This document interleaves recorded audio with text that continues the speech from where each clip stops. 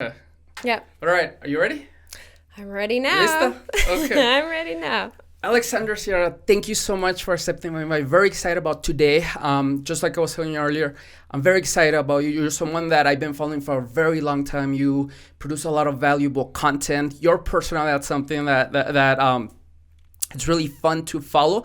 Again, you have a very outgoing, easygoing personality, but you can tell that definitely you know your stuff and that you're a go-getter. So I'm very excited about today's time that you just provided us. So thank you again for coming in.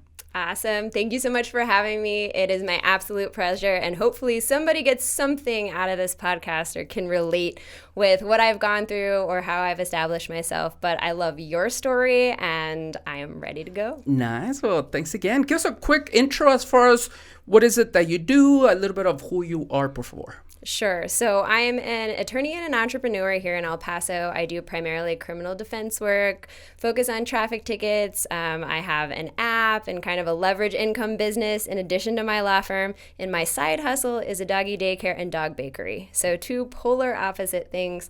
Love educating the community, and El Paso is the place I've been the longest in my life other than my childhood home in Kansas. I love it. The weather's great, the people are wonderful, and it reminds me of home, that like friendly, wave at everybody vibe, and I'm never gonna leave. Wow. Well, thank you for that. It's been 7 years, correct me if I'm wrong? Yep, it's been 7. Nice. The obvious question, the first question is why, or well, yeah, tell us why you decided to become a lawyer. Oh, why I decided to become a lawyer? Well, because I didn't want to take the MCAT. I took the LSAT instead. No, I mean, there's truth to that. So I did competitive speech and debate, like super nerd in high school, and then I continued it through college. So like you have All-Americans in sports, you can have All-Americans in speech. Yeah, super nerd. So I did that, and then kind of towards the end of that, I was like, what am I going to do with the rest of my life? I'm good at this arguing thing. I'm good at this debating thing. So I decided to take the LSAT and go to law school. And I actually had 2 bites at the apple in law school. Talk to us about that if you don't mind. Yeah, we're getting into the deep stuff right Of now, course. right? All right. So I went straight to George Washington University on a full ride, and I was not mature enough to handle it. What do you mean by that? Well, I'm a small town girl from like rural-ish Kansas, okay? So I graduated with 50 other people, like tiny school, and it was 7th through 12th grade. And so I didn't have the life experience. I went to college in the same town, essentially like 20 minutes away, Kansas State. So again, small town, was not ready to go it on my own in Washington, D.C. And so you're living out there, you don't know a lot of people, you gotta use public transportation for an hour a day to get back and forth. You're thrown into this environment where everybody's personality is like yours. They're all go-getters, and they're all type A's, and they're all super intense, and it's highly competitive, and you're like used to being top dog. And then you get thrown into that environment and you're like, oh no. Is it okay to cuss? Oh, for sure. Okay, Yes, so, go ahead. shit. Like, what are you going to do? What are you going to do? And so that shock to me, that was tough. Made it through my first semester, went and did an internship at a big firm in Minneapolis, hated it, thought that was corporate law, was the only lawyer life. I was so naive. Did one more semester, and then was like, yeah, no, this lawyer thing's not for me. So I dropped out. So then you went back home. I did not go back home. Oh, okay. I stayed in D.C. Nice. And started my undergrad's kinesiology, which is like exercise science. So I started like a personal training business. So the desire to be an entrepreneur was there. It was there my entire life. So Do you mind sharing why or how did that start? Because I definitely, we're not talk about this, but I want to get into how it all started. Is it your parents that you saw that as? Okay, tell us I'm a a bit first more. gen graduate. So, Okay. yeah, no, my mom was a secretary for a while till she had me, and then she's been a stay-at-home mom forever. And then my dad was an executive at a steel company, but he never graduated college. So both high school graduates, he had some college. I don't like rules. I don't like bosses. But I think I just like creating things. And creation and innovation and the whole why not factor. So when everybody asks me, like, well, what did you want to be when you grew up? And I'm like, which day? That's so Right? cool. Because it's, Wow. and people have called me like a chameleon and like this. And really it is that I think that I've developed the skills to be successful in a lot of different places, right? And I just have so many interests that entrepreneurship is like the thing, because you can do, you want to learn finances one day, you have to. You want to learn interpersonal communication another day, you have to. You've got to know management. You've got to do all of these things. And those can apply to so many different areas, so you're not stuck.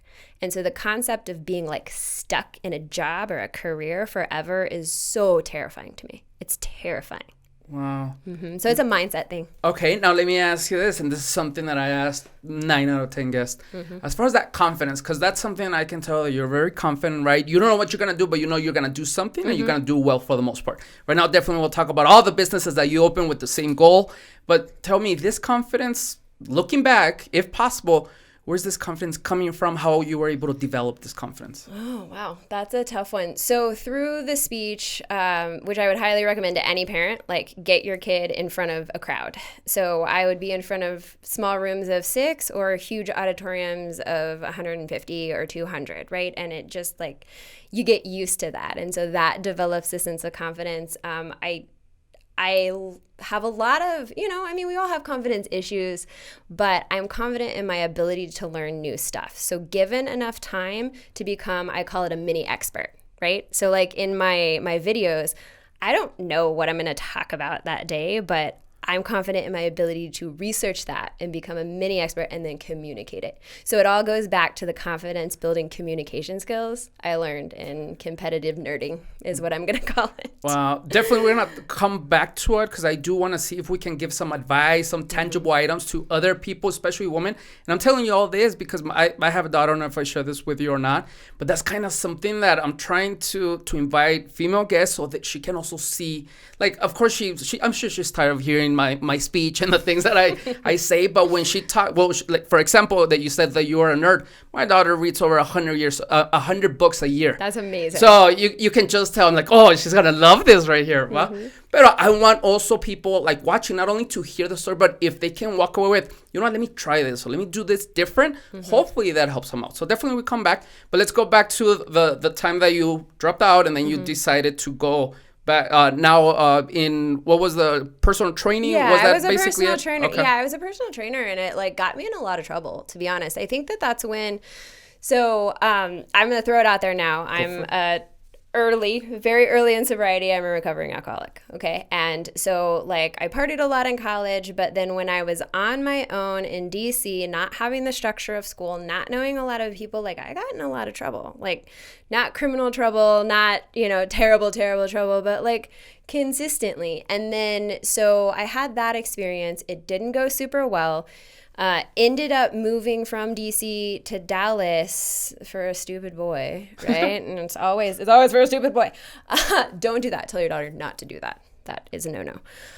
But then in Dallas, I kept taking these like aptitude tests, and I was working at a law firm during the day as a legal assistant. And I kept taking these aptitude tests, like, what am I going to do with the rest of my life? What am I going to do with the rest of my life? And it kept coming back, attorney. So I got into night law school. So for all of you that want to have maybe a second career, or, you don't want that competition or can't afford to do day school, like night school is legit. I love night school because it's all people on their second careers, or, they have kiddos and can't find a sitter during the day. And they're not as intense, and they have this life experience that younger Alex in DC didn't have. And so you're not only learning about the law or whatever type of program it is, you're learning from these people's experiences as, whatever. And that was really cool. It was a nice sense of community. So back in night law school, working full time during the day, and then I finished that way. Okay. How long was your break for? About a year, a little over a year. Okay. Was there any doubts of coming back? Did you maybe plan to do something else, or you always knew that you were coming back to it? I didn't know I was coming back. There was this deep sense of failure, right? Like, when I was younger, I wasn't even a student that really like failed a test, right? And it was just this deep, like, what did I get myself into? I was so disappointed, and I thought that everyone around me was disappointed as well. I know my parents were, because it's not that here's your trajectory, right? Well, that's not real life. This is your trajectory. But you could have told me that 100 times and I wasn't going to believe you until it happened. And so those were the kind of feelings. I thought I was a total disappointment, and everybody was going to hate me, and that I was not going anywhere in life. But maybe if I just got this degree, then there would be some like finality to it, like a check in the box, right? And that's the worst thing you can do in life. Don't check boxes. Like, if I have one piece of advice, don't check boxes. That's so interesting. Mm-hmm. Okay, we're going to get into this for sure. Because my take on this is make sure you check a lot of boxes. Really small boxes, though. Like, today I woke up at 5 in the morning. That's a box. That's a win for me. So we'll get into it. If you like your gold stars, fine. Check your proverbial boxes. But don't check boxes because you think that that's what you need to do, right? Okay, or that somebody else, right? I just... because what I see in other young women and men and people in general is, in their fury to like check these boxes, they get into situations that maybe don't fit for them, or they haven't spent that time reflecting and figuring things out. They're just doing it for some external reason. Oh, that's so interesting, because now we're talking about our surroundings. Because in my case, the people that maybe I interact with the most, I want them to put something on that box because they're not even there. You know what I mean? In your case, it's like, yeah, you're doing everything, but not because maybe you want to or really passionate about that. Very interesting. But I did the whole like check boxes, and I'm still working on like, am I making this decision because Alex wants to make this decision, or I'm making this decision for all the external reasons? And if it is the latter, right, an external reason, is that reason enough, right? Is it for my family? Is it for my financial well-being? Is it because this is going to set me up for another project? Like, that kind of thing. Because I've gotten into some situations that have not been true to form. Like, if I thought about it, I wouldn't have made that decision. Wow, okay. Yeah.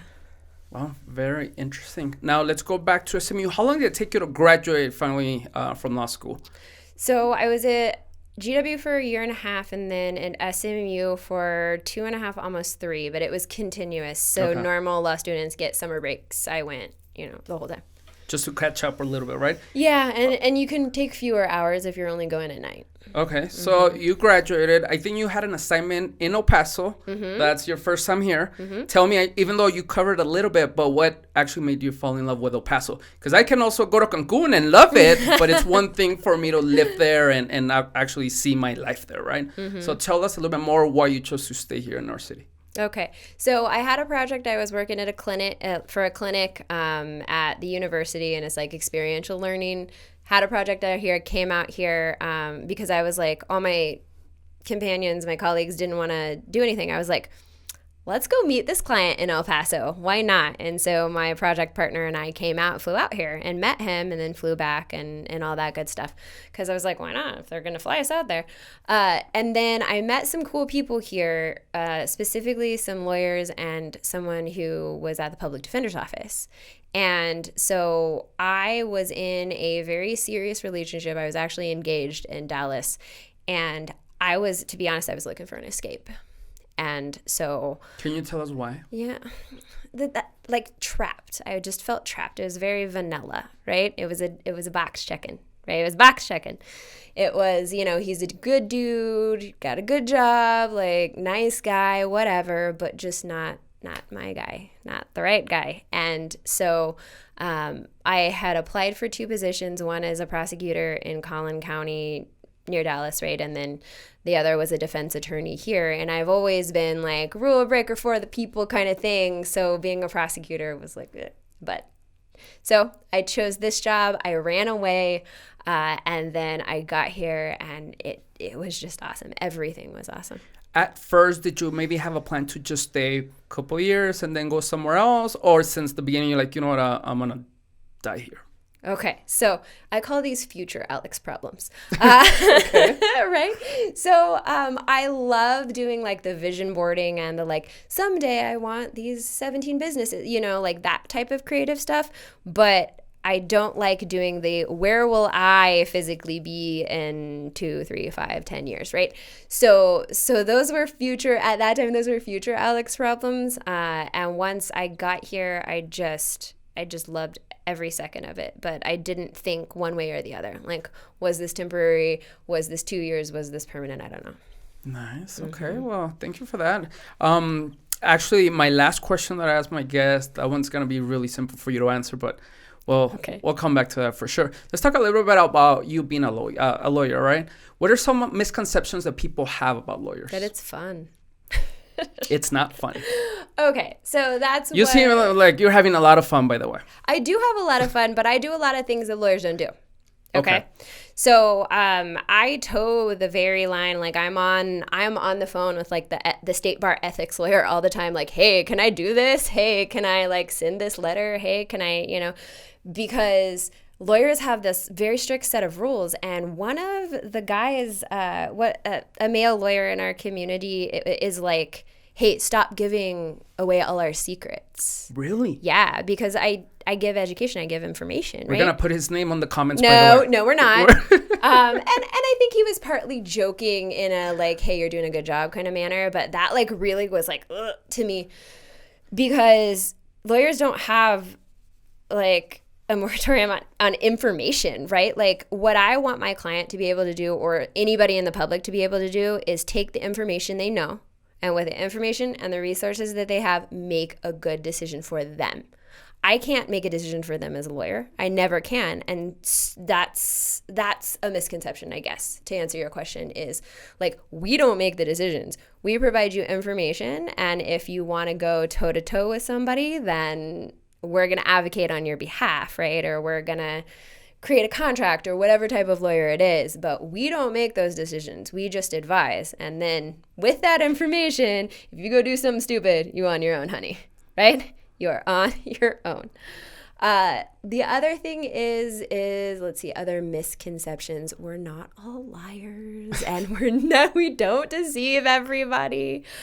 Some of the, and like I said, I am very familiar with like the ethical rules and things, because I do, social media stuff. I do advertising. I have an app. I do those things that a lot of lawyers don't do. But the ethical rules that we have are so strict because lawyers were assholes for years and years and years, right? And have done crappy things to people. And so we're not all assholes is really a misconception, right? Nice. We're not. Yeah, and it's not all about the money, and information is free. So like, if a lawyer is going to be a jerk and not give you the information that, just like information that you can search on Google, right? That's not our skill. Our skill is advocacy. Our skill is analysis. Our skill is much deeper than just providing you information about what the law is. At least that's what I believe. Okay. Well, thank you for sharing that. Let me ask you a question that came in yesterday. Yesterday, I asked the question as far as, I'm going to have Alexandria Serra here. Any questions I realized, Ms. Sarah? And this was a really good one. Okay. Are female lawyers perceived different from male lawyers? Oh, hell yes. Talk to us a little bit about that. Well, how much time do we have? I think we're not taken as seriously, for sure. We're not taken as seriously, I think, by judges, by other lawyers. I just think like a man can make the same argument and then be like, oh, that's genius. And a female can make that argument, and maybe because we aren't as assertive or as confident or whatever, we don't want to be a bitch or whatever, then it's just like, oh, that was cute, and it's the same argument. It's the same thing. So I think that there's a little bit of that. I do, on the other end, typically politically, women do better in political races, like for judge or whatnot. And I don't know why that is psychologically, but statistically, the women do better when they're running for office. But so that, I think it's also harder for us to balance our mental health and our job, because as nurturers, we really do get invested into our clients. Like when part of the reason I've stepped back a little bit from the very serious cases is because when you lose hard. And I have a client who I still think is absolutely innocent, serving a life sentence. And I lived and breathed that client. I was actually in the public defender's office. The public defender had this client. And then I went out into private practice after that. And then the public defender ended up getting rid of the client and the judge appointed me. And so I've known, I was working on that case for better part of 4.5 years. Wow. And he's sitting in a prison in Huntsville for life. And I was so devastated. There's nothing in my life that made me feel more worthless and more upset than seeing him react to the guilty verdict and that sentence. And we learn to, some of our clients have done bad things, right? Some of our clients have done bad things and some of them haven't. And that's the worst, is because we get attached. Just like, I wouldn't say it's the same. I've never been a teacher, but like teachers get attached to their kiddos, or, nurses and doctors get attached to their patients.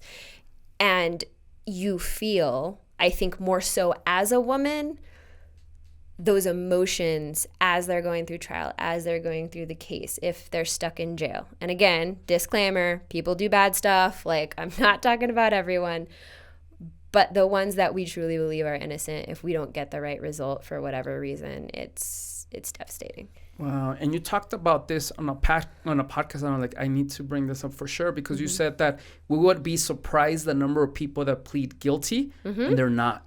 And I'm like, wait a second, because obviously we only, from a outside perspective, maybe the movies, and we only have those things. But when you said it like that, and I don't know if you shared also one of your cases, I don't remember the context, but I was like, oh my God, that is true. And I think you gave an example there. Do you mind giving an example of when would it be, I don't know if a good option, or when is it that sometimes that happens? Sure. So let's see. The biggest people who are not guilty pleading guilty for a variety of reasons, the biggest thing is mitigating risk. So if you have the option, there's usually option plea or go to trial. Those are the options, okay? And if at trial there's a significant percentage chance that you're gonna, be found guilty, and it's worse than if you plead, then some people don't want to risk it. Like in cases, I can't give you an exact example per se, but let's say, at trial, the person's facing 2 to 10 years in prison, right? And then they offer deferred probation. Deferred probation is no conviction, right? Maybe they, like a drug charge, okay? 3rd-degree drug charge dropped to some lower charge, deferred probation. You're not going to be a convicted felon. You're not going to risk going through trial and getting that conviction. You're not going to risk the time. You're not going to risk going to prison, because once you put it in the hand of a judge or jury, all bets are off. They could acquit you. They could convict you. They could convict you and send you to prison. They could convict you and put you on probation, right? It's too many variables.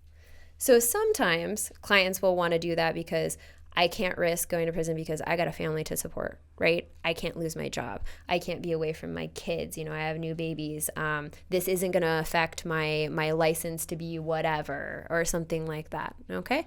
So that's just one example when they would, but most of the time it's I did something wrong, but not what they charged me with, right? That's the other example. So let's say there was an aggravated assault, okay? And that's an assault with either serious injury or a weapon. And they're like, well, yeah, I beat the heck out of him, but I didn't use a bat, right? And so getting that charge dropped down to something more reasonable, that's a situation where people plead guilty as well. Okay, gracias. Thank you for sharing that. Let's go back a little bit to the case you were talking about.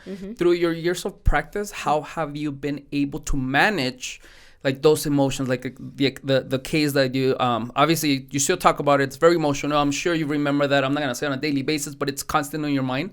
How have you able to, through the years, kind of I'm not gonna say forget about it, but being able to manage that? I'm terrible at it. No, I can't manage it. Booze, right? No, for real. So booze does a bunch of things. It numbs, right, all the negative stuff, right? But it also numbs all the really good stuff. It doesn't discriminate as to what feelings you're gonna numb.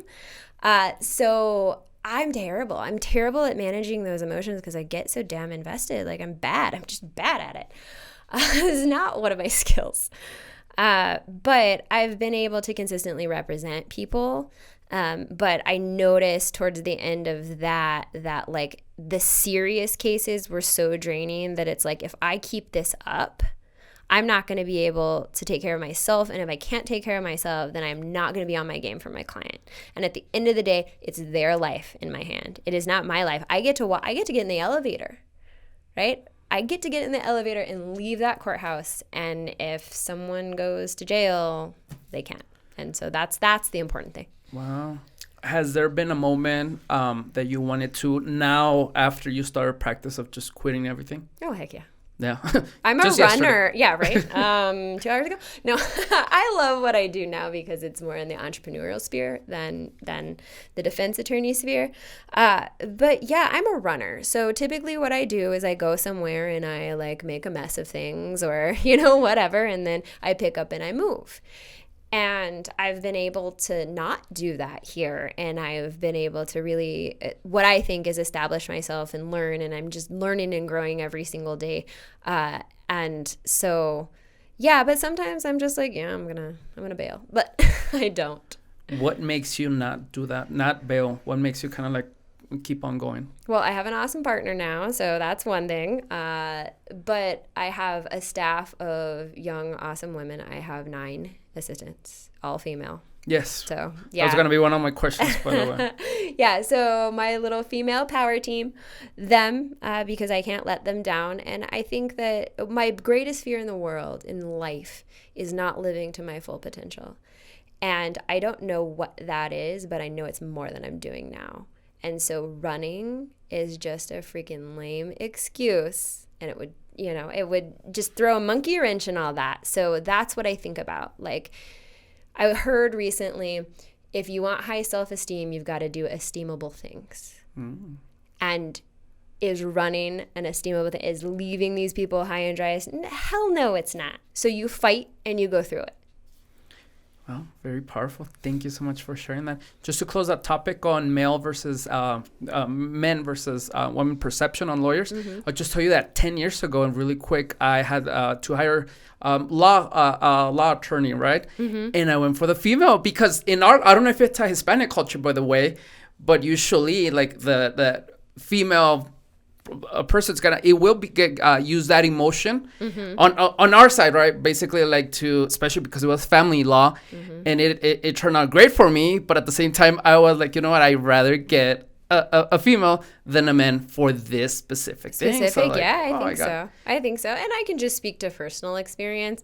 I've really, luckily, never had to, knock on wood, hire a lawyer of my own. I've always had colleagues that have helped with my personal stuff, but I don't know. I just feel that's what I feel. And some of that could just be projection, or it could be systemic, like sexism. We could go on and on. But women attorneys are badass. So we can. First of all, the percentage of women versus men, that's something. Also, kind of like the take home pay as well makes a difference. As I was doing my research, I was like, oh, there's some differences here. But maybe we can have another podcast on that alone. On that alone, right? All right, let's transition a little bit now to your business on the traffic tickets. Okay. Tell me how it evolved into criminal defense to now. Well, how long has that business been open? And tell me how you evolved to that business. Sure. So it's been active since October of 2018. Okay. So 2.5 years. And so I always think that it's real dumb to trade time for money. I think it's not business savvy. So I'm like, what is a way to take the billable hour, right? Take the attorney, like everybody pays in the billable hour, right? And turn that into some sort of leverage income. And so I'd been tossing around the idea of developing a platform and an app for traffic ticket representation for a while. And then I sat down, mapped it out, and was like, this is the moment, let's do it. And so I got some like crappy company to do like a beta version of the app, and then I have like a home design website, and like it was crappy, but I was able to beta test it and be like, okay, this is viable.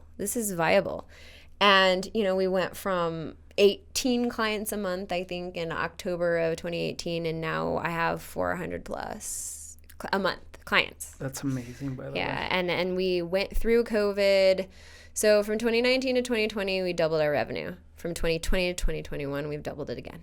Wow. And so COVID, I share this story. I shared it at the women's conference the other day because it is just like the epitome of what a team is. So I think it was March or April last year when things were starting to shut down.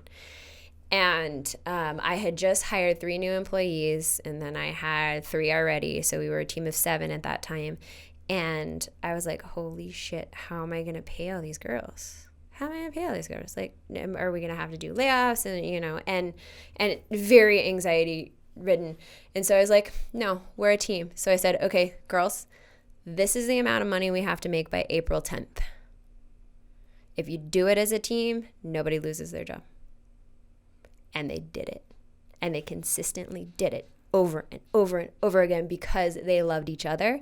They loved the concept. They loved our clients. And we were able to grow during a time of struggle. When everyone else is contracting, we were able to grow because we were so connected and so concerned about ourselves and our community. So it was really cool to watch because I could have been easily like, okay, these 3 contractors get fired, and then, we're going to cut these people's hours, and then we're going to do this and this.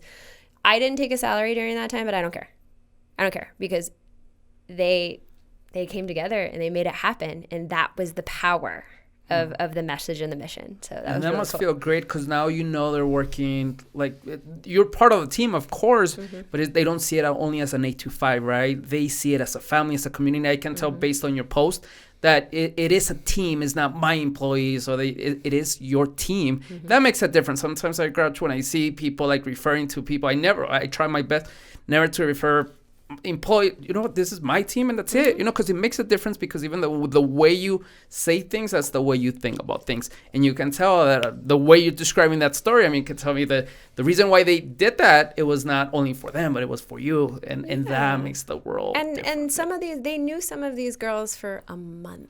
And they were still just so like, I don't know. I love my girls. And we just hired 3 more, and they are all wonderful. And it's the same mentality. We're blowing our revenue goals out of the water. We're helping so many clients. We're doing a half day on Friday because I'm taking them to the movies because we've already blown past our March goal. Wow. And it's the 23rd. Like these girls are just incredible. And I have one more ticket coming, by the way. I got one last week, and I knew I was coming out. Like, give me a second. I should just wait. Now, let's talk about you discriminating men here. Oh, please. When it comes to you have 9 women. Please, okay. Definitely that question has to come. Talk to me. All right. Well, first of all, I'm a business under 15 employees. So if you read the law, no, I'm just kidding. Here's the deal is I don't know why, but I don't know if I'm scary. Am I scary? Men don't apply. I posted, when I posted on Instagram about that we were hiring, we had maybe like less than a handful of men apply, and they were woefully underqualified. But that's good. We interviewed everybody. We do 3 levels of interviews, which I would highly encourage if you were a business owner. It takes a lot of time, but it helps. So I had my 2 managers do a round of interviews, then weed it down, and then myself and my business coach, also get a business coach, did a round of interviews. And then once it got past me, we had the rest of my team take them out to lunch. So we could see how they interacted in 3 different environments. One when the direct supervisor was there, one when the boss lady was there, and then when they're, the people that were on their same level. Okay. Yeah. I'm not sure if you answered my question, though. Well, because their resumes were woefully all 9 of them.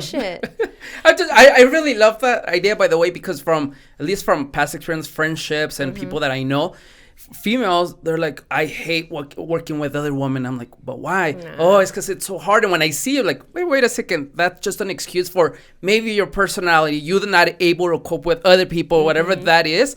And when I see that, like, oh, that's so cool, actually. Yeah. So if you're a man and you think you can hack it, send me your resume. But haven't haven't found one yet. Actually, I'm gonna send you mine because the way you're describing the business, I'm like, interesting. On point traffic tickets. Here we go. hey. So, hey, someday we're going to be a national brand. So Wait a second. It's really important for people to know that it was before traffic tickets, and correct me on the name, 915. However, now you transition to service other cities in the state. Correct. So now it's traffic tickets Texas, right? Or something like that. I'm like, oh, wait a second. I'm sure it's coming again. America traffic ticket or something like that. So when you say this, I'm like, oh my God, that's so amazing. Yeah. I hate that name. I said no. But yeah, so I'm licensed only in Texas. So if I'm the attorney, it can only be in Texas. But we've thought about expanding to other states. So all that stuff is in the works, long-term business plan. But yeah, we had to test it. Like, we had to do our customer discovery. My business coach hammers home customer discovery, and we had to do it here. And then we're starting to branch out into other locations. That's so great. Not only the business side, but that just tells me what type of person you are, that it's not okay if you're doing okay, let's see what else we can do as well, right? Yeah. Now, the con can be, and you tell me if I'm on the right line or not, that maybe you're never satisfied with something. It can be live at 100%, but you're still, no, I want a 101. Is that the case? Oh, for sure. Yeah, you really? nailed it. Yeah, and that's stressful because you're like, well, can I be doing more? If I'm doing more, like, what am I sacrificing, right? Because there are only so many hours in a day, and so you can add more people, which means you can do more, right? Or you can perfect processes, which you can do things more efficient. You can make your product better, but again, there's only so much one person can do. So I've had to check myself a lot and be like, it's okay, right? I had this conversation with a friend of mine, and she was like, is the pursuit of happiness, does that imply that you're never going to catch it? It's a chase, right? It's always going to be a chase and you're never going to get it. And so I typed up, I wanted to be smart ass. And so I type in what's the definition of pursuit? And the other definition of what a pursuit is an activity.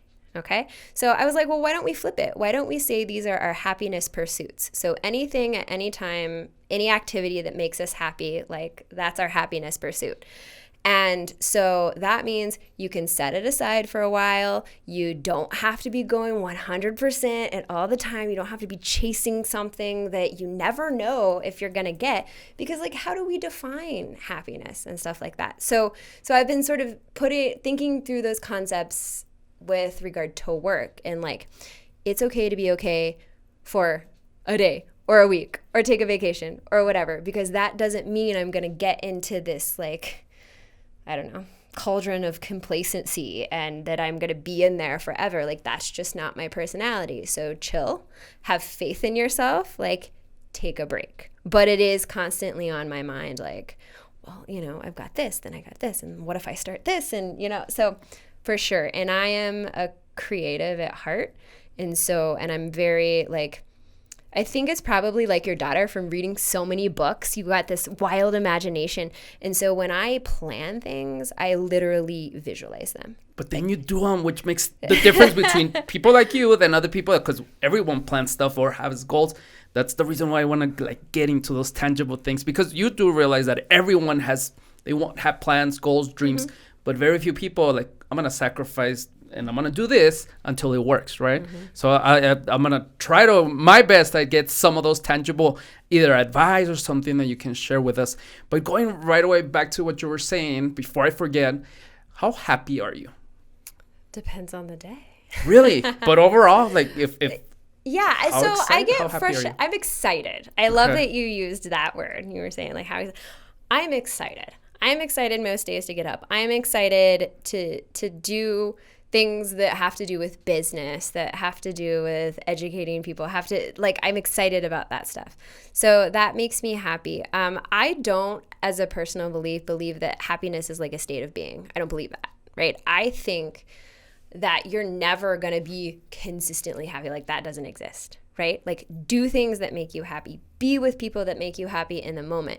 But if you think that you're going to get to some aha moment where you're happy all the time, that's bullshit. That's bullshit. So when people ask am I happy? It's like, yeah, absolutely. I have these awesome pockets of happiness and excitement and whatever, but there's also life, and life is frustrating, and life is sad sometimes, and life is shitty, and you have obstacles, but that doesn't mean I'm not happy. Now, let me ask you, because this is where I define happiness a little bit different, because you're right. I mean, life happens, and of course, I'm not going to smile 24/7. That's for sure. But my bad moments, or the moments that really suck, they don't never outshine my good ones. And because of that, as a whole, I'm happy. And that's what I'm trying to get. As a whole, if you were, and I'm sorry to take it on the dark side now, if you were to die tomorrow, you would be like, you know what? I lived a happy life. Totally. Totally. But it's not like, to me, it's not like a balancing act. It's not like the scales of justice, you know? Okay. Alex's happy scales of justice. It's not like that. You seem like a very happy person. You have so many things going on. You going call me on a good day? No, on your every social media post as well. And I see like you definitely enjoy what you do, you know? But now that we got into this, I'm like, I wonder if she's such a go-getter that there's always something and she's not... Again, in my mind, as you're talking, like, is she like realizing that, you know what, even though I'm pursuing everything else, but I'm happy, or you're maybe waiting for that destination to label that moment as happy, if that makes sense. Yeah, no, I think it's both. I think that, like, if I really think about it, and I've started meditating, and so if I really think about it, like, my life is awesome. Right? Like if I really take the moment to think about it, yes. The problem that you've identified, which is totally on point, is that I don't take that moment sometimes, and I'm just like on to the next thing. Then I have to be here. Then I have to do this. And so then you get lost in it. And then when you stop, you're like, oh, yeah, this is great. Right. Nice. But you've got to have some level of wisdom that I don't think I'm there yet, is you've got to eliminate as many of the unhappy, shitty, bad things out of your life, right? Stuff. I just went through this minimalist challenge, and that was like totally therapeutic. Yeah. We're going to talk about that, and also your trip to South Asia, which I have the right person for you, by the way. Please. You have to watch that. How's your Spanish? Because that episode will record. Okay, never mind. But this is a person that lives in Bali. Right now, he's traveling the world on a motorcycle, and he's so cool. You have to follow him. And then if you really want recommendations, really get into that, you have to contact him for Yes, 100%. All right. Well, I'm enjoying the conversation so far. So thank you so much for the things that you have enjoyed. But I have a lot more. So hopefully you have time. Let's go. But I love it. All right. So let's talk about, you actually don't have two businesses. There's 3. Yes. Right? Yeah. So how are you? Technically there's 4 if I break up stuff, but go ahead. Okay, let's call it 3, right? So that way on my clip that I'm going to post, like handling 3 businesses. Okay. All right. So based on that, how are you able to effectively balance your time? Because you have that going on and then your personal life. Well, before or now? How are you trying? Of course, there's no perfect. I'm sure you're still juggling a lot of things, but how are you attempting or trying to get everything effectively done? Okay. Well, so people are the biggest thing, having people that you can trust to run it, and then letting go of control. The 80-20 rule, right? If somebody can do it as 80% as good as you, delegate it for sure, right? So I am a control freak, as you could probably guess. I'm a lawyer, right? We're not assholes, we're control freaks. But so I at first had a hard time delegating, and now I just, unless it's like highest best use of my time, I don't even consider it. It will get done. It will get done fine. Like, there's no reason to be the roadblock in the process. So that's one. This year I'm doing things in quarters. So my first 3 months of this year is very hyper-focused on developing market share for traffic tickets in El Paso, right? And then my second quarter of 2021 is going to be something different in my third quarter. And it's just that intense focus, because what I was finding was I was having so many things up in the air that I wasn't effectively doing anything. Right. So I would be like, oh, holy shit, I have to go, do this. I have to do a delivery for the dog bakery, and then I have to go to court, and then I have to, review this marketing plan, and that would be my day. Scheduling time. And then, have you heard of the vault concept? Talk to me about it. Okay. Kurt Steinhorst writes this book, Can I Have Your Attention? And I'm going to do a book club on it in May. But it's basically the concept of having a personal vault. And it's like you go in there and you are unreachable. Like, you tell your family, do not call me, do not knock on this door. Whether it's like your patio or your office or a coffee shop or whatever, and you go there and you do focused work. And so scheduling that, like this 2 hours, I'm going to be in my vault. Nobody can talk to me. No text messages, nothing. I'm going to work on whatever, right?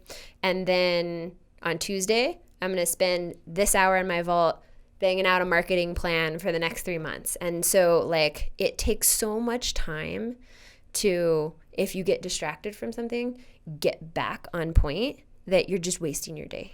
You're just wasting your day. So utilization of the vault, focused attention per quarter, and then having the right team members, I think, are the biggest thing. Very complete. Thank you. Does it by any chance talk about distractions? Because yeah. all those are, I mean, things that on a book or somewhere else, of course, set your time. But then what I struggle personally is like, okay, I'm going to work on this. But then 5 minutes in, guess what? I'm going to check my phone and I'm going to do this. Yeah, you got to put your phone. This? Yeah, there's apps that'll shut down like your web browsers, and you can set it for a certain time, and it won't let you access the internet. You can do that with your phone too. I put my phone in a drawer. Like, I can't just put it in another room. I have to put it in a drawer or a lockbox. A lockbox. Yes, okay. In another room, because I do the same thing. Because I want to be on Instagram. I want to do this. I want to, I check that crap while driving. Yeah, it's terrible. But yeah, and I want to check my phone, or I get antsy like I miss something, right? We're so used to having all that stimuli all the time, right? And it chemically affects our brains.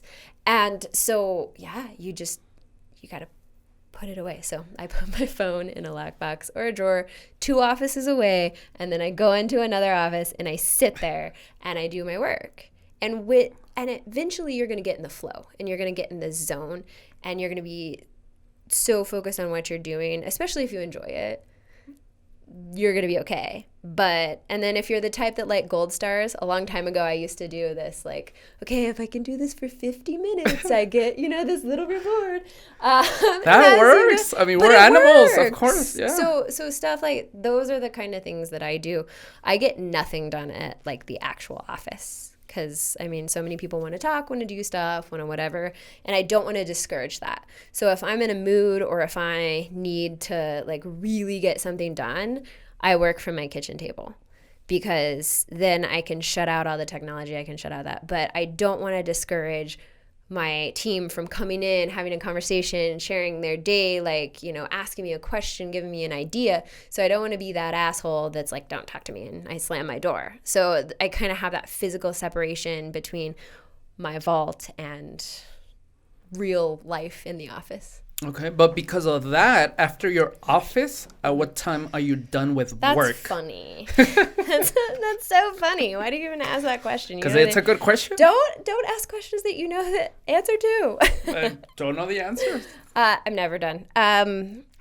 Let's see. I have been trying to be done like at the office between 4 and 5, but I'll always work in the evening. My power hour is like from 4:30 to 6:30. My power hours in the morning. In the morning. Mm-hmm. Okay. Yeah, I get up before 5 most days. And so those are like high productivity times. Every single person is different, and you've just got to try it and figure it out. But yeah, those are super high productivity times. And then my brain is always going, so I have trouble sleeping. And so what I do is I read fiction before bed sometimes, but also I have a notepad right by my bed. So I'll wake up in the middle of the night and be like, this great idea. And then I will like not just be like, oh, this is a good idea. I will literally like map it out for the next 5 years of my life, right? And how big it can get and how all that stuff. And it'll take hours of my sleep. So I know that if I get up, I open the book, I write it down, what that idea is, like jot a few notes down, then my mind can be at ease and I can go back to sleep. Yeah. So that's how but I would never trade that. I would never trade that, because my brain is constantly like creating new ideas. That's the best moment. Later on, I'm going to show you my notes. Basically the same thing. I go to sleep, and then at 1 a.m. that I can, oh my God, this is a good ad, right? Like, okay, well, let me put it as a note. And then I even type, what I started doing? I put the time. So then when I go back, I'm like, oh, that's pretty cool. Even though maybe I wasn't able to sleep, but I'm like, that's so cool that I got that at 2 a.m, that I got at 3. Do you find that like there's certain times in the night? And yes, when I can't go to sleep, but I feel sleepy, that's when I come up with, according to me, of course, like the best ideas ever. Like when I'm in, I don't know, I'm sure there's a proper name for that stage that I really want to go to sleep, but I just can't. That's kind of like the best time for me to get creative on that. Oh, that's awesome. All right. Well, thank you. That's for smart. sharing I'm that. going to start doing that. That's You really should. good. With It helps me. Now, sometimes, I'm not going to lie, I have like 2 or 3 great ideas, but then I'm like, I don't want to go back to those because I know I'm going to start working on those, and then I'm going to leave everything else that I'm working on already. I'm not going to finish those projects. I'd rather just wait and then come back to, okay, what is it that I had going on for this post or for this promotion or for this guest or like questions, for example. Even last night I was writing, wait a second. Here's some cool questions that I hopefully get something right. So, all right. So I'm really enjoying this. So hopefully you are too. I love it. This is fantastic. Let's go into social media. You're big on social media. Aside from everything that we just talked not about. Big enough. Yeah. Okay. Not big enough.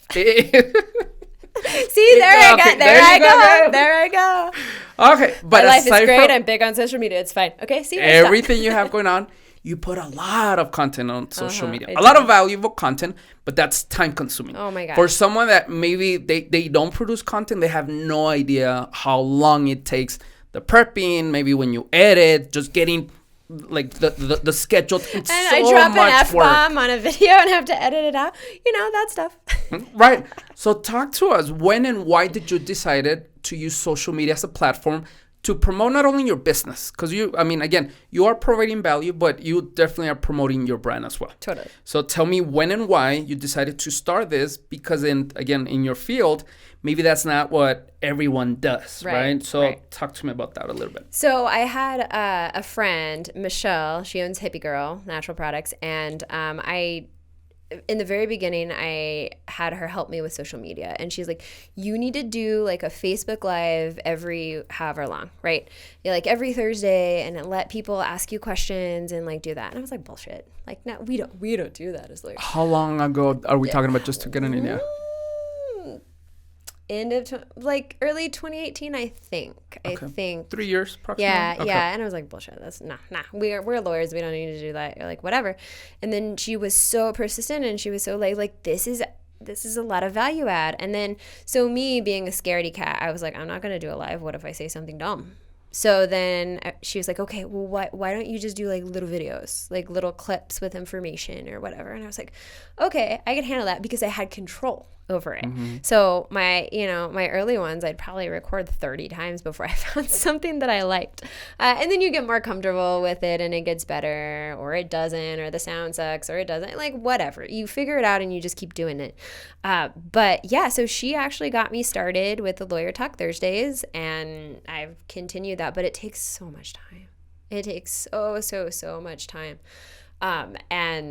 And so that's something that, like, if y'all want, I know being an influencer is popular. You know, I was having this conversation with somebody yesterday about ladies who have their OnlyFans pages, and really like the life cycle of OnlyFans is really like 3 to 6 months where you're really relevant, because most people don't want to put in the work to consistently create content that their subscribers want, right? Very different platforms, but same content, same concept. A lot of work, I'm sure. It's a ton. It's just, it's a ton of work. And I bring up OnlyFans because I just covered sex work on my lawyer talks. But yeah, it's a ton of work, hours upon hours. And then I have a social media assistant that does a lot of design work. And then I have one of my assistants that helps me film and does some research. And then we post the quizzes, and then we cut, and then we add the cap. It probably takes you how many hours? It takes me a lot. Yeah. Just know that. And I'm sure that it also takes a lot for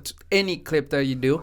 And then your team and yourself are very smart, because it's not only, we're going to talk about divorce. You have subjects that I can tell that, this is something catchy that's going to get someone's attention. Gotta be sexy. You have to. I mean, if you're already putting yourself out there, might as well take advantage of, okay, what are some of the topics that people will click on it? We'll notice. We'll do this.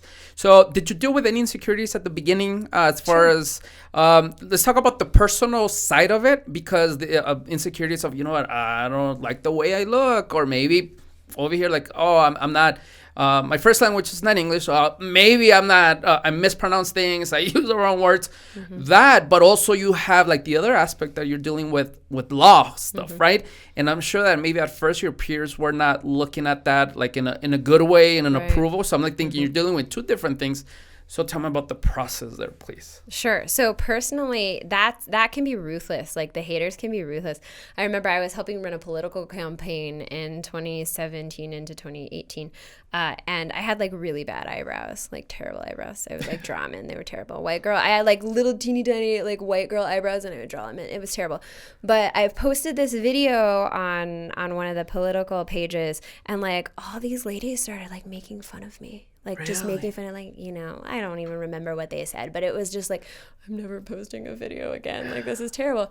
And so that was one of my fears when Michelle suggested. I'm like, I don't know. Like, are they going to make fun of my eyebrows or my freckles? Especially in El Paso, coming from a white girl. Right. Right? I mean, I'm sure there was something My dad's Puerto Rican, there. but most people don't know that. Okay. But yeah, and there was some of that. And then you and I briefly talked about it off camera, but the entire right side of my face is reconstructed. I got in a terrible accident when I was 20, a boating accident, crushed all the right side of my face, so that had to be reconstructed.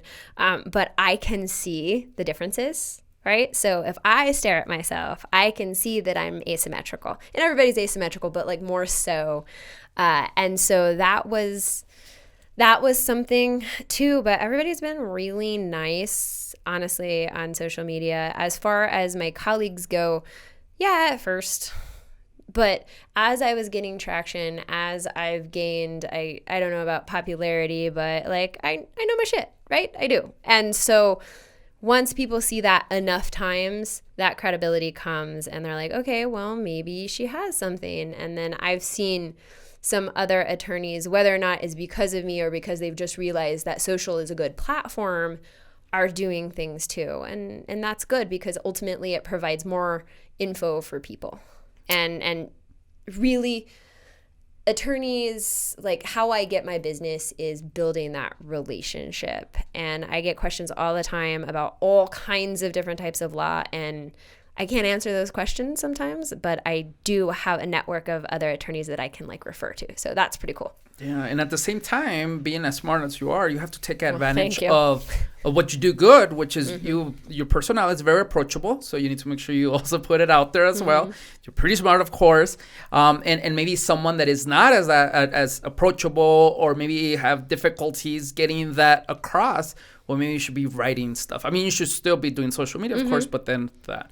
Let me ask you something right away. Out of how many lawyers do we have here in El Paso? I'm sure you know. So many. I don't know exact number. What is the percentage of people taking advantage of social media aside from promoting it, like the usual ad, like ads, like the way you're doing it? Maybe not to your level, but maybe somehow like providing value to the community here. Out of lawyers, that's a great question. I'm not really super into the YouTube community or LinkedIn, so I don't know if people are posting like YouTube stuff or anything. Excuse me. Percentage, I'd say 5% or less. Yeah, I know, like off the top of my head, I know about 6 that are taking advantage of it, like actually adding value. And so, like, I guess the rule is, you give value 3 or 4 times, and then you can have an ask, whatever that ask is, like more salesy or advertisement. But yeah, I'd say less than 5% are doing it in a way consistently in a way that is like branding style. Yeah, but more people are running ads, which is still, I mean, it's still okay. I tried Clubhouse. Okay. Oh yeah. Did you like it? I loved it. Did Clubhouse you? was awesome. What do you think? I have not tried. I've done my research. Try but it. Then my research so far says that it is like cool for this moment, but it's not long lasting. But then everything else, they said the same thing. So I'm like, okay, I will check it out, of course. I think they said the same thing about Snapchat, right? Yeah. Well, I don't use Snapchat I don't anymore. either. I used it at first, but then you see other platforms that have basically the same thing. So why even bother there? And even the content, maybe 5 years ago, I was doing more based on that. Not that my content is great and very educational, don't get me wrong. But it's entertaining. But why am I going to use this one if I have the other one? Right. Let me ask you, any advice that you have for professionals, maybe that, they know they should put themselves out there. They should be doing, again, maybe not having like a whole segment like Lawyer Talk Thursday, but that they want to, but then perhaps something's holding them back. Is there maybe something that helped you that can help them? Mm-hmm. So, be authentic. Everybody's going to tell you that, right? Cheesy, whatever. Be authentic. But, if you're not a camera person, don't force yourself to be on camera. If you are better, you want a picture sitting at your desk while you're doing work, have your assistant take it. Write small snippets of content that's educational if you're better at writing. If you're an audio person, use that talent. You got a great voice, right? If you're more into giving back through community events, have someone film you doing those things. But don't try to put yourself, in a place that doesn't fit, because you're going to struggle and you're going to make excuses. That's the biggest thing. In my strength is video. I like the video. I think it's fun. I think that I'm at least decent at it, right? And people get value from that. So that's why I do the video. But not everybody's like that. So just find something that you're good at. Every single person has something they're good at. If it's an interview, then start recording interviews, because you're not doing that presentation style, I have to know 5 minutes of content to educate you, right? You're doing a question and answer thing with somebody, and primarily the other person's talking. If that's what you're into, if you're good at interpersonal communications, film that, use that, those kind of things. How important is to build your personal brand? 90% of my life. Yeah. It's really important. Credibility, trust is everything. We are emotional creatures. And so whatever, right?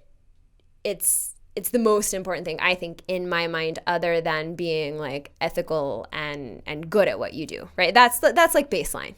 Once you have that, and there are hundreds of professionals that have that know their stuff, right?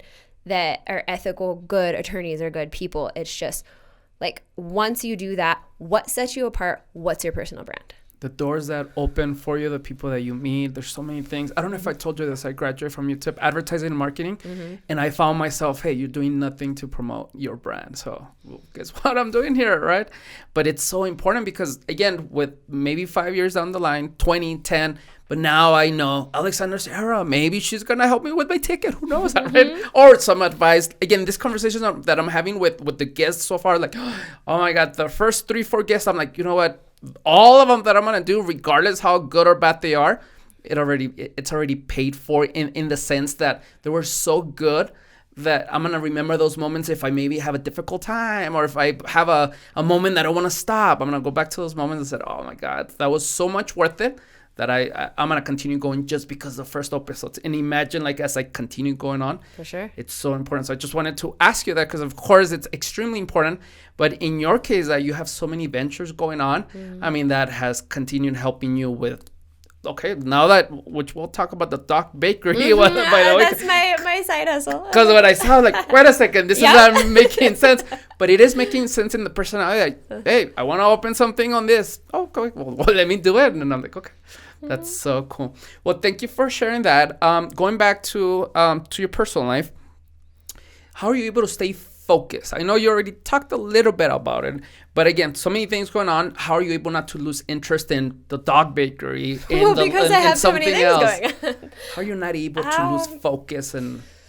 Well, I don't know how to answer that question, because sometimes I do, and I give myself grace about it. I haven't always been like that, but I like having a lot of things going on because I can always pivot, right? So I can work on this really intensely, and then it's well, I don't want to do anything with the law right now, so I'm gonna go cook dog treats, and we're good, right? So I think my ultimate goal is to have all these businesses and then be able to step out and travel and do whatnot. But I take all the things I love, and I started doing an analysis of, okay, what costs me money? Well, rent costs me money. Well, how do I offset, or my mortgage, right?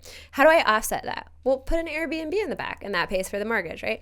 So I used to have, when I travel, I have a dog nanny. Okay. So like that costs me, and I do doggy daycare, that costs me X amount of money a month. Well, that's a lot. Well, what if I just open a doggy daycare? So then I can like expense that and then provide services to someone else and then give somebody else a job. So it's like those things is like what can you do to offset your costs, create jobs, and just expand? I call it expanding my empire, but empire is kind of a jerk word. But like that's the way I think. Is like someday I'm going to step out and I'm going to go travel and I'm going to do all these other things that I want to do. How do I create so many streams of income that if half of them failed, I'd still be able to go to Southeast Asia? Wow. How, this is an ongoing process, but with everything that you have going on, how do you manage stress? Stressful situations? I cry. By going to Asia, right? Maybe. Yeah, no. Like running, no. So, like I said, I think I told you that I'm early in sobriety. Before, I would freak out and like throw a little temper tantrum like a child and just like get really upset. Now I process things a lot better and I'm a lot calmer about it because 90% of things that happen like really don't matter in the long run. Like we get so freaking focused on like this little shitty thing and then we react right then and it becomes a bigger thing. And so trying not to do that. But there are a lot of roadblocks. But to me, like now instead of just like sitting and stewing or like sitting and reacting, I brainstorm with my team. Like we had an issue recently about a program I wanted to launch, and then I talked to the ethics attorney, and the ethics attorney was like, "You can't do that, Alex." And I'm like, "Damn it!" So then it's like, okay, well, we can't do this, but how do we fix it to achieve the same goal? And so I do brainstorming sessions with my team. Yeah, so that helps a lot to get around those frustrating situations. But it's not like, hey, what would you do or what should I do? It's like, let's sit down. How do we accomplish the same goal? It's much more like open-ended, and we come up with way better ideas. And being able to ask for help as well, right? Oh, Not putting I ask that for help pressure all the time. that I have to figure this out. Hey, let me put it out there. And I'm sure a lot of great ideas come from other people, and you've been able to trust them, and that helps as well, right? Yeah. I like what you said, and that's so true, because at the end of things, what helps me is thinking, is this really matter? Like, does this really matter? When I have a difficult day at work, am I going to get fired for this? And if the answer is no, then I'm going to be okay. Learn from it, of course. Make sure you don't make this mistake again, but then do it again. It's just hard when you're in that moment, kind of like don't letting that moment drag you down. So again, of course, it's a work in progress, but thank you for sharing that. Yeah, and it's the extreme thinking, right? You think like right then, it's like, so like, I'm going to get fired for this and this is terrible. And if I get fired, then my kids can't eat. And then, like in my case, my dogs can't eat. Right, but like that's not the reality of the situation. It's just not in 90% of cases. How can we help someone with emotional intelligence? And let me tell you why. You have this mentality. I have this mentality. And it just comes natural to us, right? But I don't know if I share this story already or not, but recently one of my friends, a female friend, she was asking, I was asking how she's been and all that. She said, you know what? It's been about 2 weeks, but I had some suicidal thoughts. Okay. And I'm like, whoa, let's go back. What happened? And basically it boiled down to problems with money. Okay. And I'm like, in my view, there's no way, regardless how much I owe, or even if I lose my house, there's no way I'm even gonna think about that option. But then because it comes natural to us, but how can we help people that, again, because of different circumstances, sure, of a lot of things that are going on or went down when they were kids, something else, that maybe don't have that mindset or that emotional intelligence. And that's kind of like my purpose a lot of times when I have these conversations, that I get it. It's really simple for you, for me, that let's just talk about the way we do it. But what I have found that a lot of people welcome is, you know what, I get it, that you're a go-getter, but how about, can you help me out? Maybe I'm not like that. How can I start at least? Okay. Yeah. That's like so beyond my pay grade with with the psychological stuff. Like it's so real. It's just so real. So how can you start being a go-getter, I guess, or what, like tiny steps or what? Because the emotional part, Like just tell somebody, ask for help. But what specifically? On this one, there's no right or wrong answer. Just like kind of like how can we help someone that doesn't have that emotional intelligence when it comes to stress, or when it comes to pursuing they want to open up a business, they want to sell clothes, they want to open a clothing store, something around that, but then something happens, right? I'm sure that dynamics for your staff, you have 9 people there. You also notice kind of a little bit what I'm talking about. Oh, yeah. That for this issue, like there's one way that she reacted and maybe another person reacts totally negative to that. But if we analyze, it's not her fault. It just she hasn't had maybe prior good role models, experience, a lot of different things. So we have to use empathy to wait a second. Let's not blame negative Nancy at 100%, because the truth is there's something going on there. So one of my goals is through this is also help that out. And the reason why I'm invested in this is my daughter comes home with a lot of stories from school from other girls that are like, I can't believe that's how they get treated at home. Oh my God, this is how, when they're adults, they're shitty adults. Yeah, this is like the haters. This is the people.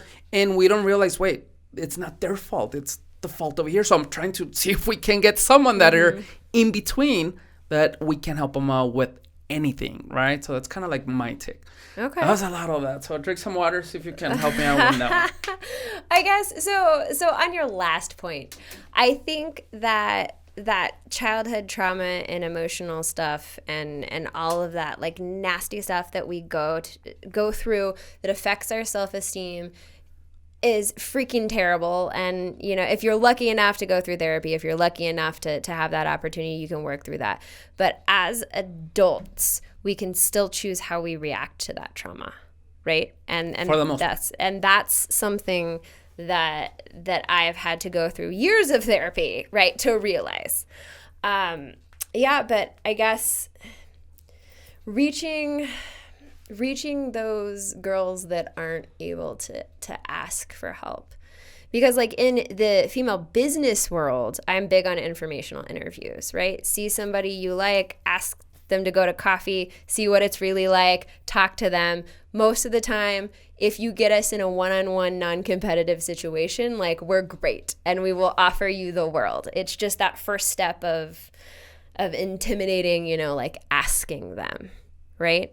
So that in the business world, I was talking with my colleague, I don't know if you know Cynthia Lopez. She's an immigration attorney. And I think she's the owner of Johnny Cash Bar, actually. Yes! I've done my research on half of El Paso, by the way. Cynthia is amazing. So we were actually just having this conversation Friday about what we want to do is what's lacking here, I think, for young women like high schoolers, early college, law school, is having that women's mentorship and having like teaching them things about being a woman in business that they don't teach you in school and they don't teach you in high school and they don't, you know, and giving them those skills and that mindset that may get them out of some pretty sticky situations when they're young women, because there are so many stories, you know, and I'm not saying this is a bad thing. It's a lifestyle choice, but like they got pregnant or they decided to drop out of school for a guy or they moved somewhere for a guy, guilty as charged, right? Like, and so to provide that role model. So Cynthia and I are thinking about putting a program together where it's a 3-step program. It's the first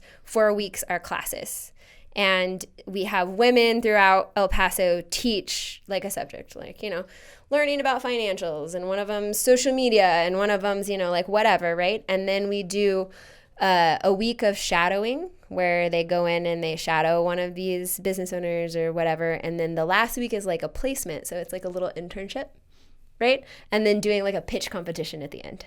So they get to go like through this whole scenario where they learn and then they experience, and that for young women. So it doesn't have to be that opportunity, but providing those opportunities for a younger girl to speak with someone who has gotten through has some life experience that's not a family member. Yeah. I think that's key.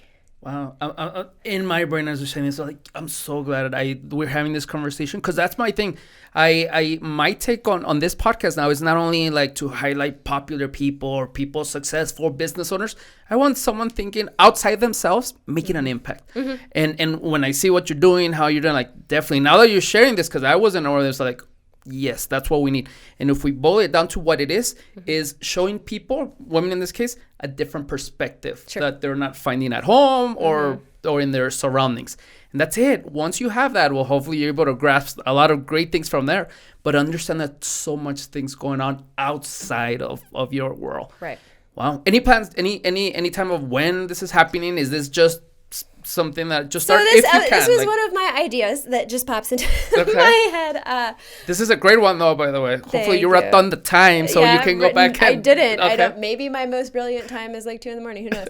But yeah, so we're thinking of getting this together by this summer. So Cynthia's in Puerto Vallarta because she's celebrating her 10-year business anniversary. So go Cyn. But we have another, Jordan Hartshorn, who's another female lawyer. She does family law and a little bit of criminal.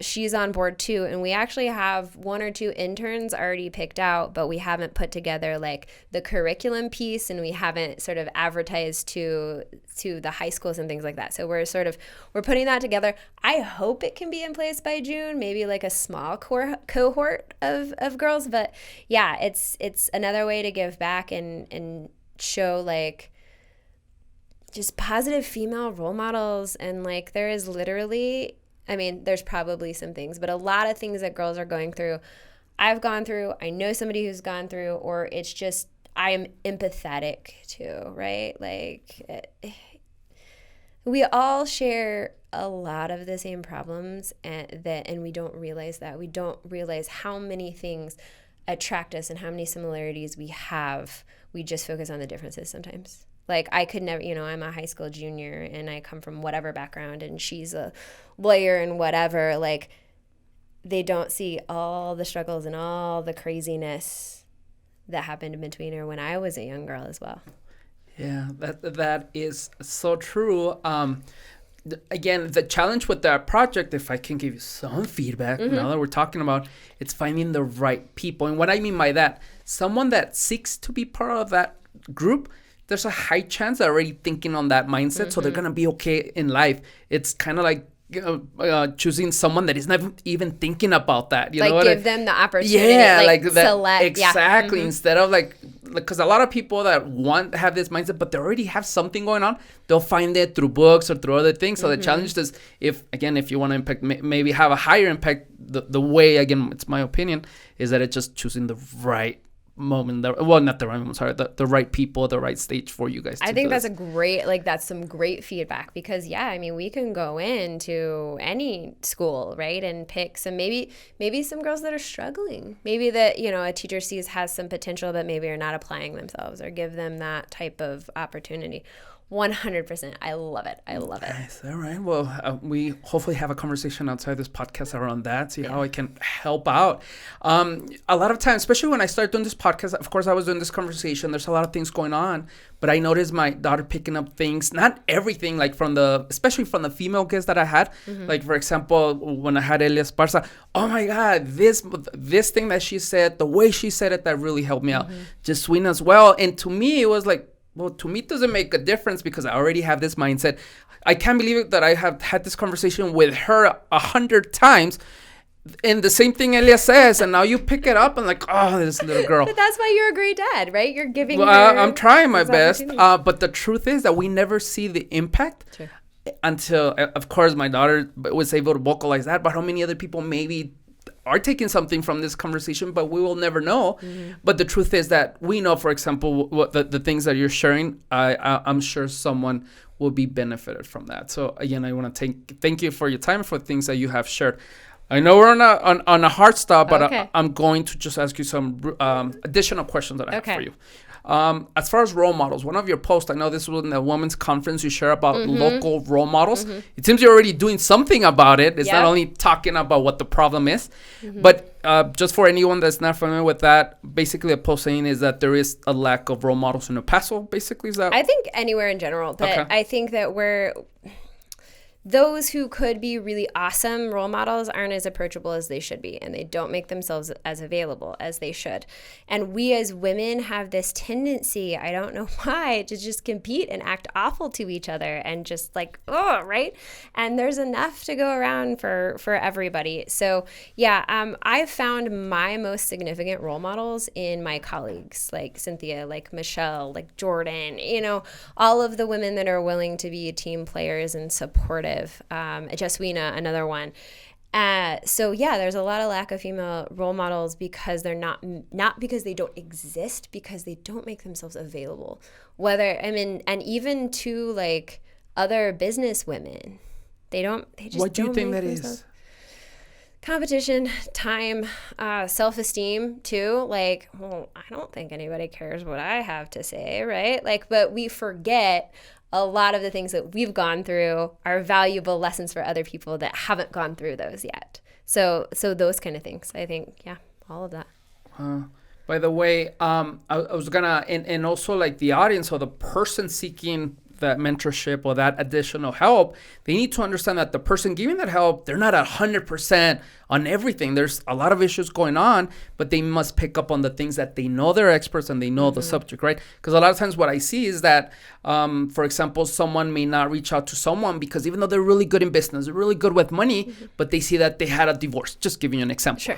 Wait a second. Are you going to ask them about relationship? No, right? You're going to ask them about your business, right? Advice. Or so maybe you need to be smart about that as far as, hey, does that make them a bad person? Not even the divorce does, but then automatically people tend to think that that person who's going to mentor them or give them advice has to be all around perfect. Like perfect. And that doesn't exist. That's how, Yeah, it doesn't. It doesn't exist at all. Yeah. So find somebody who's, I guess what's less intimidating for people is like the informational interview setting, but also if somebody is better at something than you are, then you can learn from them, right? It doesn't have to be like the perfect or the best or the influencer with the most followers or the most, awarded lawyer or whatever, the best artist.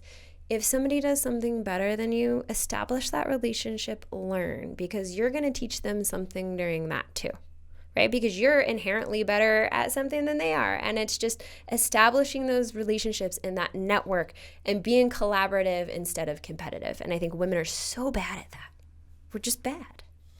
Well, hopefully through hearing conversations like this, little by little, at least that we are able to plant the seed. And the fact is that, again, once you're a good person, that's when everything else falls, right? For sure. You can be like good at one thing and maybe the other you can. Alex, do you mind sharing a little bit of what you were talking about as far as now that you've been sober for a couple of days? Can you tell me a little bit about the story behind it? How long? When did you know it was a problem? How's the process working so far? Do you mind sharing a little bit about that? Yeah, I'll share about that. So I think I've always known, because I'm not one of those drinkers. So here's the biggest misconception is that like you think you know what an alcoholic looks like, right? And you're thinking of like the person who's destitute, like homeless, on the street with his bottle, like getting in trouble, going to jail, whatever. I mean, that's not the case. There's professors, there's judges, there's business people, there's moms, there's everybody that are alcoholics. I wasn't one of those ones that drank every day or all day. I was one of those ones that had one drink and then had 12.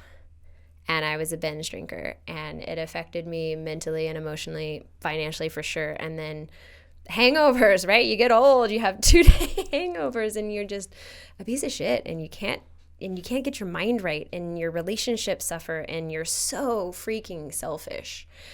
And so I didn't know it was a problem. I didn't admit that I was an alcoholic until January of this year. And I had seen a post, I think, did Jasmina share about this? So I can share about this? All right. So I saw a post of one of my dear friends and sober sister, Jasmina, saying that she had been sober for 115 days. And this is another power of social media, right? Because without that post, I would have had no idea. And so I asked her about it, and I said, like, hey, that's great. Like, when did you make the decision? Because I think in the back of my head, I knew, like, I need to cut this shit out. I really do. Like, it needs to stop. And so she poured her heart out to me and got me to my first AA meeting, and then I've continued. And I'm so much happier. Like it's so much better. And there are days, what they don't, I mean, you can self-medicate with anything. And so early sobriety is tough for people, whether it's off a substance or off alcohol or whatever it is, because all those mental health things that you were numbing, all that stress that you were trying to, reduce by drinking or drugging or whatever, all that comes up, right? Because now you're not suppressing it in any manner. And so there's some pretty deep valleys and some pretty high peaks in it. And then you just kind of like work on balancing out. But overall, like, business is better. My relationship is better. My relationship with my family is better. My ability to process like frustrating things, bad things, like my head is screwed on right. Like that's the difference. And I'm able to like intelligently process things. So for me, I hope I never go back to drinking, because I just can't handle it. Like, I just can't handle it. Thank you so much for sharing. When Jasuna shared that, I was like, oh my God, thank you so much for doing that. That's something that puts yourself in a vulnerable place, but you're willing to do it to help out someone else. So that speaks volume of you. So I just want to thank you again. One follow-up question that I did have from that set is like, how can someone, just like you, and you kind of did answer this, like, again, I don't drink and drive. I don't drink every day, but maybe it's a weekend thing. What are some of the signs that, you do have a problem? Even though Jasuna said, when you do have a problem. You totally know, but then at the same time, I think there's people that may drink once a month and maybe they have a bad discussion. I don't know.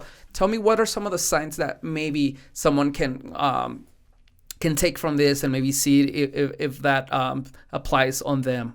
Totally. So a couple of things that I would recommend. The first is, like, if you're regulating your drinking in any manner, like if you're saying, and in the big book of Alcoholics Anonymous, it talks about regulate, if you say, oh, I'm switching from hard liquor to beer, I'm only going to drink on weekends, or I'm only going to have 2, or, I'm only going to drink between these hours, or I'm only going to, like, when you start regulating your intake, the reason that you're regulating is probably maybe because you have a problem. Not, that's not a hard and fast rule. But if you're thinking like, holy shit, I went a little too hard, like I need to regulate myself, probably got a problem. If you think, or if you're just curious, like AA is not this scary thing full of like guys who have been to prison. Like, it's not. We have an awesome community, and go with somebody. Message me if you want to go. Like, I'll go with you, but you'll start, and you don't ever have to say anything, but people share their stories. And of course it's anonymous, so you can't talk about what you heard or who is there, but they'll share their stories about alcohol. And for me, I hear things that I did, or ways that I thought, or how I acted from somebody else, and I'm like, well, oh, they're definitely an alcoholic. They're acting like that. I acted like that. Okay, guys. Like, yeah. Yeah. So going and learning. And if you're not, you're not, but you don't lose anything. And you might, like, some of my dearest friends right now are from AA. I mean, they're just so supportive, and the stories are amazing in all walks of life. So like, that is a gift. That is the biggest gift of 2021 for me so far. And that's such a great example, because as far as like identifying, because if you are catching yourself that every single time you go out, you putting yourself a limit, there's a reason why you're doing that, right? Yeah. And then you, again, and that can vary from person to person. And guess what? That's kind of like, I don't know anything about this. Or do I, right? But well, or do I, right? But that's such a great way to call it out first, that self-awareness, and then from there, take a different step. Yeah, just go or watch some videos or whatever. I mean, I researched for years benefits of stopping drinking, right?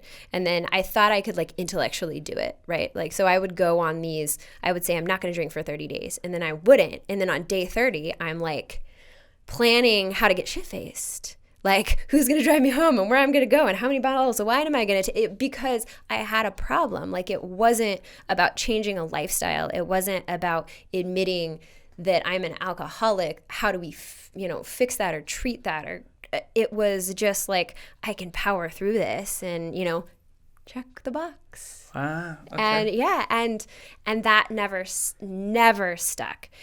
And again, I can't say this is going to stick. I hope it does. But like it's a total mindset shift, and they call it hearing God speak through others. But if you're not a religious person, it is what it is. But you hear those stories, and you develop a fellowship with other people, because only other alcoholics can understand alcoholics.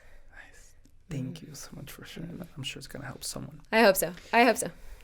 In your Instagram caption, you put proud vegan. Mm-hmm. I follow a lot of local people. I'm not going to even say like superstars or anything. Local people that they're very passionate about being vegan. Uh-huh. You seem you are. I am.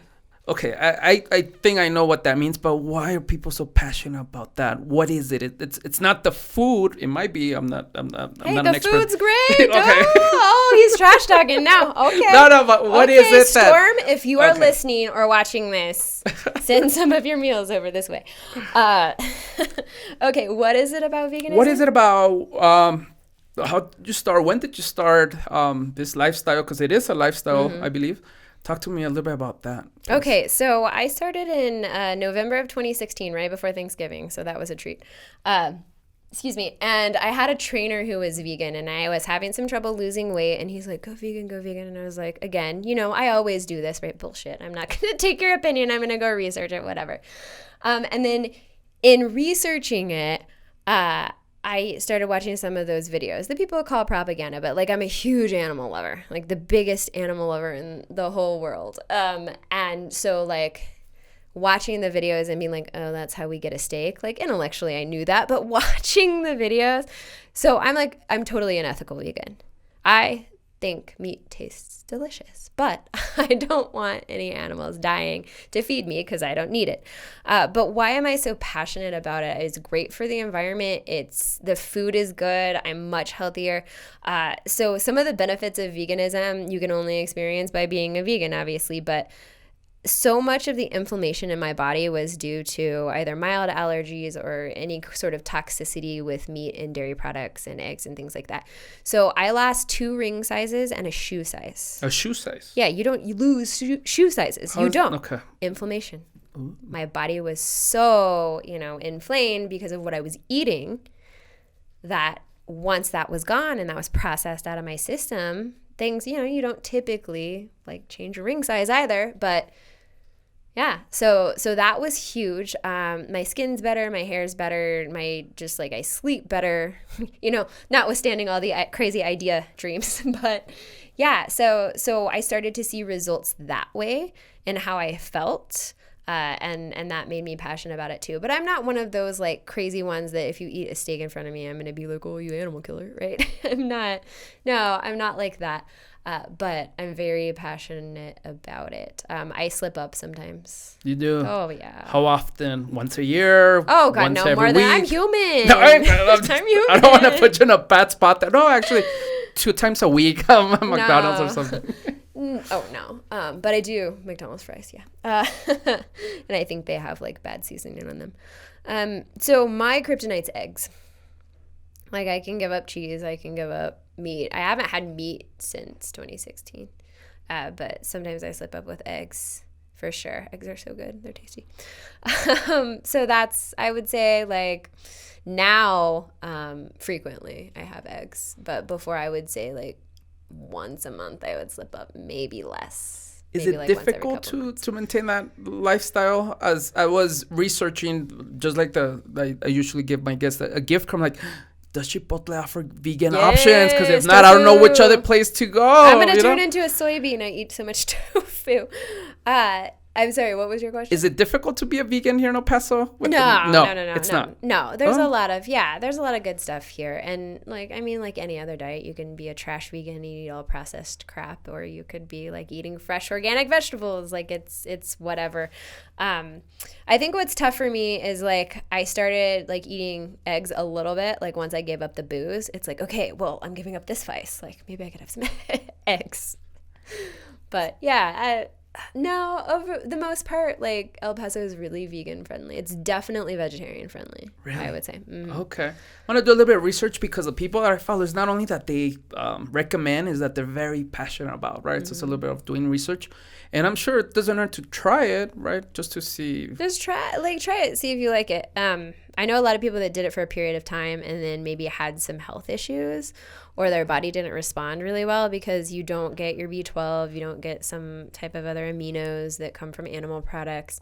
But like my cholesterol is basically 0.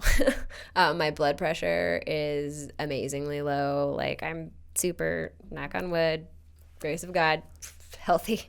Wow. Yeah. Well, thank you so much for today's conversation. Yeah, thank you. I must ask the last question that What I is asked every guest. Okay. You already answered part of the question. What is one thing you love about El Paso and one thing you would like to change or improve? Oh, putting me on the spot. Okay, so I love, like everybody says, it's like the biggest small town ever. I love that I didn't know you before today, and I can walk in and you're genuinely welcoming and happy to see me, and just like it makes me feel like I fit in, right? And I'm from a wildly different background, but like I love that. It's just like an energy. I just love it. The thing that I wish I could change in doing, like when I talk to a lot of people have not been anywhere else. And I wish that more, especially young women, would have the opportunities to get out of El Paso and experience something somewhere else. And if they come back, fantastic, because they're bringing their love and their knowledge and their experiences back to El Paso to make the community bigger and better. But I just see a lot of, and I don't want to say this in a negative way, but like lifers, like people that have been in El Paso all their life and haven't experienced other places. Yeah. And so I wish there was more of an emphasis on that. And it's problematic because we're like kind of isolated, right, where we are in Texas. But I would just encourage, go somewhere, travel, just take a little time for that. Go to college somewhere else. Go to, do your community college here and then transfer. Whatever you need to do to have just a slightly different experience. And if you hate it, at least you've learned something. Wow, very well said. As far as there's so many benefits of traveling, the people you interact, the cultures. I was talking to a teacher, Rick Ramirez. If I had any position of power, I would make mandatory in high school or middle school for someone to live, to go abroad and live an exchange student for a full year. And that alone will remove all racism, all the thoughts of, oh, we're better than another nation. No, we're not. All of us are the same. But you really experience that once you see how other people, just like me and you, we're the same. It's just a different way to say things. But wow, that's well put. Again, I want to thank you. I want to thank everyone who watched the full episode. I'm sorry about going past your hard stop, by the way. How far past are? Oh. Okay, well, that's kind of a different story. But I'm in big trouble now. Thanks, everyone, for watching. Adios.